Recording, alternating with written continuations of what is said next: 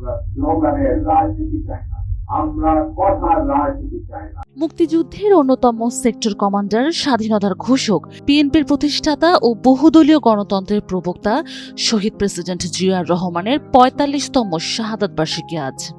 ১৯৮১ সালে ৩০ মে চট্টগ্রাম সার্কিট হাউসে দেশি বিদেশি চক্রান্তে সেনাবাহিনীর কিছু বিপদগামী সদস্য তাকে হত্যা করে। নানা কর্মসূচির মধ্য দিয়ে আজ শনিবার ৩০ মে দিবসটি পালন করা হচ্ছে।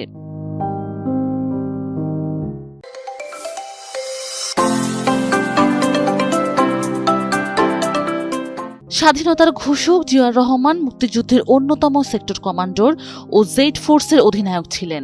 তিনি দেশের অন্যতম বৃহৎ রাজনৈতিক দল বিএনপির প্রতিষ্ঠাতা। দেশের অর্থনীতির উন্নতি সাধন করতে পারে না সে রাজনীতিতে কোনো লাভ নেই, এবং সে রাজনীতি লুকিয়ে আছে জনগণের মধ্যে। জিয়াউর রহমান বাংলাদেশে বহুদলীয় গণতন্ত্র প্রবর্তন করেন। বাংলাদেশ সহ দক্ষিণ এশিয়ার ৭টি দেশ নিয়ে গঠিত সার্ক প্রতিষ্ঠারও স্বপ্নদ্রষ্টা ছিলেন তিনি। জাতীয়তাবাদ ভিত্তিক একটি কালোজয়ী রাজনৈতিক দর্শন প্রতিষ্ঠা করে গেছেন শহীদ রাষ্ট্রপতি Ziaur Rahman. We had no other way but to take up arms and fight our way out. তার প্রতিষ্ঠিত বিএনপি গত ১২ ফেব্রুয়ারি অনুষ্ঠিত ত্রয়োদশ জাতীয় সংসদ নির্বাচনে সংখ্যাগরিষ্ঠতা অর্জন করে সরকার গঠন করে। শহীদ জিয়াউর রহমানের বড় ছেলে তারেক রহমান বর্তমানে বিএনপির চেয়ারম্যান এবং নতুন সরকারের প্রধানমন্ত্রী হিসেবে দায়িত্ব পালন করছেন।